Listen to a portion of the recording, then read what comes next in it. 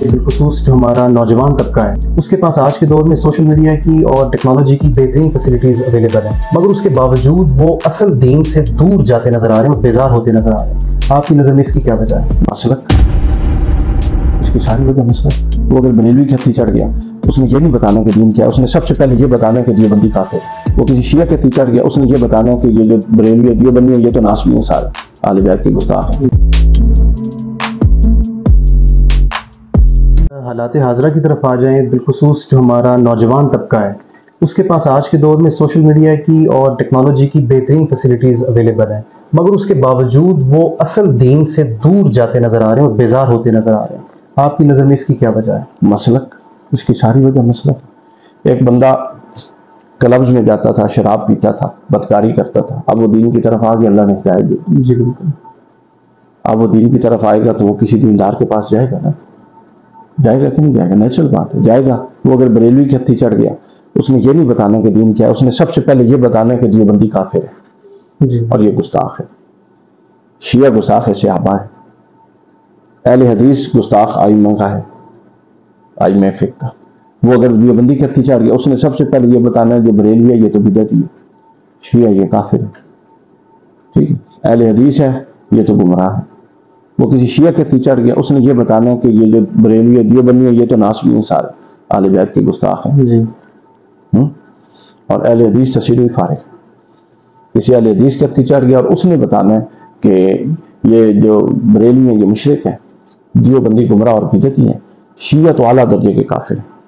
تو آپ مجھے بتائیں کہ جب وہ ذہن بدلنے کے بعد ادھر آئے گا تو وہ کہے گا یار کہ انہوں نے اپنے ایک دوسرے کے بارے چ رائے تو اتنا تو چنگا ہی میں اتنے کلب دے وچ، کوئی اس کو قرآن، کوئی اس کو اخلاقیات، کوئی اس کو دین کی بنیادی ترجیحات نہیں بتائے گا۔ اور یہ مسلک ان چکروں میں کیوں پڑے ہیں؟ جب سے مسالک کی تعلیمات قرآن سے دور ہو گئی، مسلک قرآنوں پہ نہیں کھڑے ہوتے، قرآن پر امت کھڑی ہوتی ہے، سمجھے؟ جب تک چند ایک شخصیات ہیں، آپ انگلیوں پہ گن سکتے ہیں پورے عالم انسانی جنہوں نے اپنی فکر کی بنیاد قرآن کو رکھا، جس میں ڈاکٹر طاہر القادری صاحب ہیں، جس میں اپنا عرب کے بہت سارے علماء ہیں، شیخ اپنا کیا نام ہے واحد الزہیلی، مطلب عرب اور عجم میں آپ بہت سارے ایسے نام دیکھ سکتے ہیں۔ ہندوستان میں ہے اپنا شیخ سلمان ندوی، ابھی جو حیات ہیں وہ نہیں جو فوت ہو گئے ابھی ہوئی، تو مختلف طبقات میں ایسے لوگ موجود ہیں۔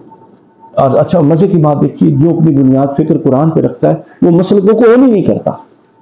مثلا میرا کسی مسلک سے کوئی تعلق نہیں، ہم سب کی عزت کرتے ہیں، سب کا احترام کرتے ہیں، سب کی کتابیں پڑھتے ہیں، سب سے اچھی چیزیں لے لیتے ہیں۔ ہمارے ہاں ہر بندے کو نبوت کے معیار پہ کیوں پرکھا جاتا ہے؟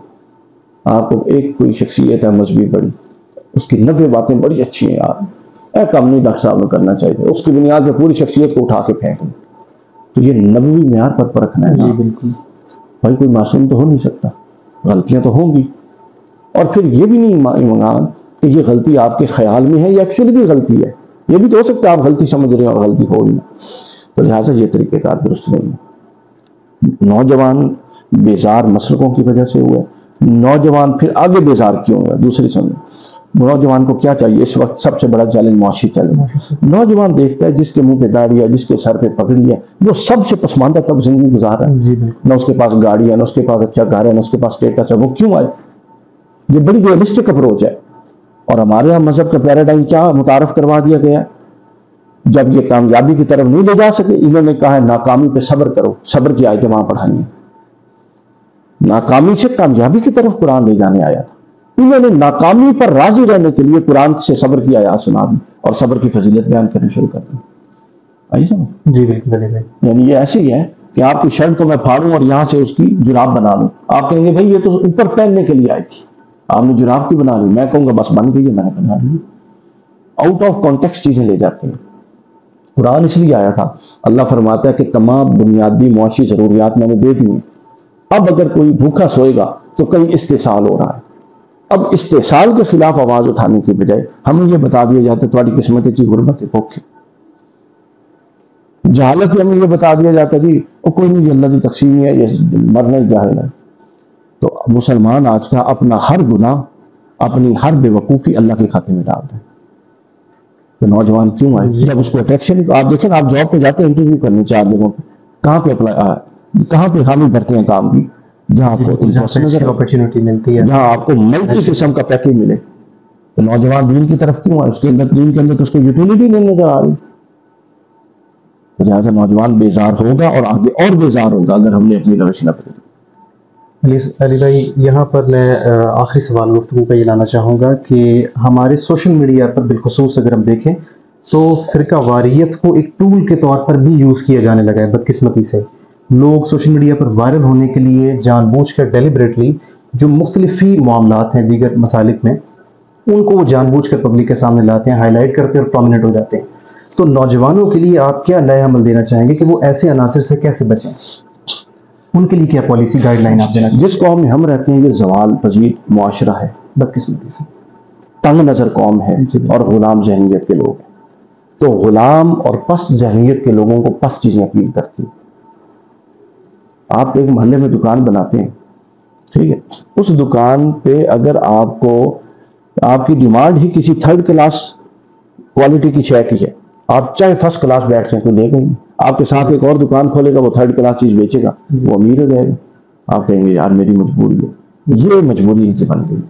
اس کا اب حل کیا ہے؟ یہ کوئی مناسب عمل نہیں ہے. حل یہ ہے کہ آپ قوم کا مزاج اور شعور دینے کی کوشش. قوم بے شعور ہو چکی ہے، سمجھ آئیے. مثلا ہمارے یہاں سب سے بڑا اختلافی موضوع آج کل جو چل رہا ہے اہل بیت کے حوالے سے، معاویہ امیر معاویہ کے حوالے سے، اور جناب جنگ جمل، حضرت سیدہ عائشہ، جنگ صفین، یہ چل رہی ہیں. اب اس حوالے سے سنیے اصل موقف کیا ہے. اب 2 چیزیں چل رہی ہیں. ایک اس کو پکڑتے ہیں اور دوسرے طبقے کو سمجھتے ہیں حضرت علی حق پہ تھے جی، دوسرے طبقے کو ہم نے جہنم تک چھوڑ کے آنا. ایک یہ روش ہے، یہ بالکل غلط روش ہے. ایک یہ روش ہے انہیں بھی چھوڑو، سارے حق پہ آنا، سی اس پاس سے جانے ہی نہیں. یہ بھی بالکل غلط روش ہے. اتنا بڑا حادثہ ہوا ہے. اصل روش کیا ہے کہ آپ جذباتیت سے ہٹ کے غیر جانبداری سے ان کو حق اور باطل کے امتیاز دیں. ان کو بتائیں کہ احادیث رسول اور قرآن کے کانٹیکس کی روشنی میں فلاں طبقہ حق پر تھا، فلاں باطل گروہ تھا، اس کا موقف غلط تھا، مسٹ اینڈ سٹ. اس کے بعد ساری شخصیات مقدس ہے، ان کو پکڑ کے ان کی اہانت کا دروازہ نہ کھولیں. یہ سب کچھ اعتدال کے ساتھ اور شعور کے ساتھ آئے. اب وہی مسئلہ میں نے آپ کو بتایا، اس کو بیان کریں لیکن یہاں آ کے اس مسئلے کو گیو اپ کر دیں، چھوڑ دیں. کف لسان جو ہمیں یہاں آ کے چھوڑ دیں. اب ایک طبقہ آگے لے جاتا ہے، ایک طبقہ بالکل حق و باطل کے امتیاز ہی نہیں کرتا. سارے حق قانون، سارے حق ہی نہیں ہو سکتے. 2 بندے آپس میں تلوار لے کے 50,000 ہزار کے لشکر سے لڑ رہے ہیں اور دونوں حق ہیں. آپ کی عقل مانتی ہے اس بات؟ جب آپ نوجوان کو یہ بتائیں گے کہ اچھا اگر تمہارے حق کے ادھر زبردست ہے تو پھر اسی باہر ہی چنگے ہیں.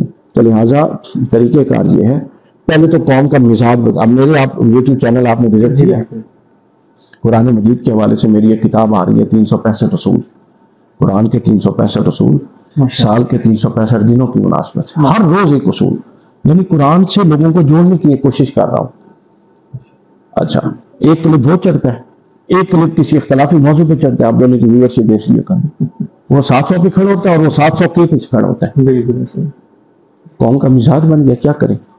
اب اس کا طریقہ یہ ہے کہ آپ پازیٹیو کانٹینٹ مسلسل دیتے رہیں تاکہ آپ کی طرف سے پازیٹیوٹی جائے، کبھی نہ کبھی تو رنگ لائے گی.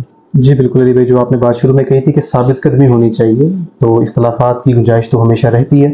علی بھائی یہ آپ نے جیسا کہ شعور کی بات کی، اسی بیداری شعور کے لیے ہم نے اس کیمپین کا آغاز کیا ہے جس میں ہم مختلف مسالک اور مکاتب فکر کے علماء کرام کے انٹرویوز کریں گے. تو جی علی بھائی یہ بھی ہم نے آپ سے یہ بات ہمیں بھی سیکھنے کو ملی. جی نہ میں کسی مکتب فکر کا ہوں، فقہی طور پہ ویسے میں نسبتاً قادری ہوں، سیدنا غوث الاعظم رضی اللہ تعالیٰ عنہ کا بوسیلہ شیخ الاسلام ڈاکٹر طاہر القادری، اور پیدا ہوا ہوں میں حنفی فیملی میں، لیکن میرا فقہی مشرب جو ہے وہ وسیع ہے.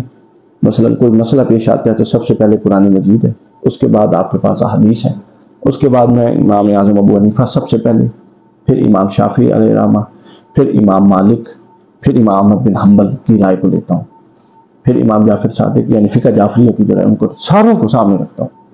اس میں سے جو قریب تر لگتی ہے قرآن و سنت کے اور آج کی ضرورت کے میں اس کو اپنا لیتا ہوں. مگر ابھی آپ کو مثال دوں, یہ اٹھائیے کتاب جو بھی میرے ٹیبل پہ پڑی ہے, یہ موٹی سی, ہاں یہ اٹھائیے, یہ اوپر والا پیپر ہے, یہ دکھا, یہ ابھی آپ کو ثبوت دکھا دوں, آپ کہیں گے ماشاء اللہ.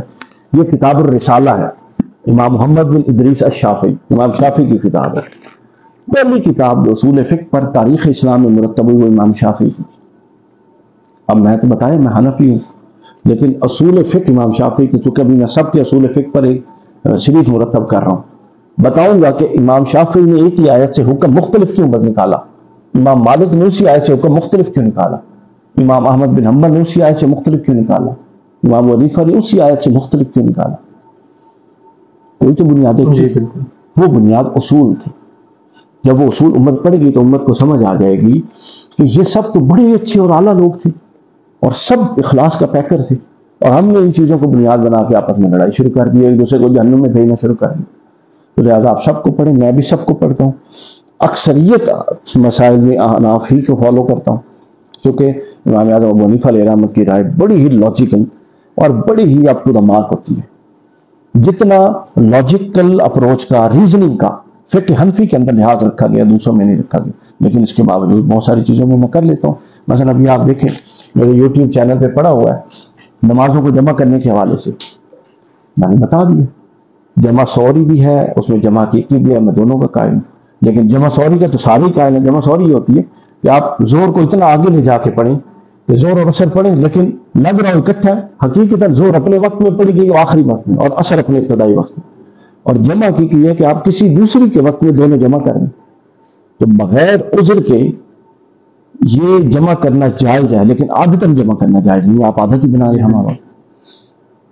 تو اس طرح ہر چیز کے اندر ایک گنجائش کا پہلو موجود ہے. یسرو, ٹھیک ہے, آسانیاں پیدا کرو, حضور نے فرمایا ولا تنفر, مشکلیں مت پیدا کرو. اور ہم اس کے الٹ دین بنا کے مشکلیں پیدا کرو, آسانیاں ختم کرو. علی بھائی آپ کا بہت شکریہ, آپ نے ہمیں نہایت ہی قیمتی اپنی آراء سے نوازا, بلکہ ہمیں بہت کچھ سیکھنے کو ملا آپ سے. اللہ تعالیٰ سے ہم دعا گو ہیں کہ اللہ تعالیٰ آپ کو آپ کے مشن میں کامیابی نصیب فرمائے, اور بالخصوص جو آپ فقہی ڈائیورسیفیکیشن پر جو حالیہ جو ریسرچ کر رہے ہیں, اللہ تعالیٰ آپ کو اس میں بھی کامیابی سے نوازے. اور آپ ہماری اس کاوش کو کس نظر سے دیکھتے ہیں؟ یقیناً آپ کی سوالے سے بھی جو بڑی اچھی ہے, مجھے بڑی خوشی ہوئی ہے ماشاء اللہ. اگر نوجوان اس سوچ کے ساتھ میدان عمل میں نکل آئے, آپ لوگوں نے لیٹ کر دیے, تھوڑا پہلے نکل آتے تو زیادہ بہتر ہوتا. جی علی بھائی, اس کا ہمیں بھی افسوس ہوتا ہے, لیکن چلیں آپ نکل آئے, آپ واپس نہیں پلٹنا انشاءاللہ. تو یہ چیزیں آتی جائیں گی, سب کچھ آئے گا, سبسکرائبر بھی آئیں گے, سب کچھ آئے گا.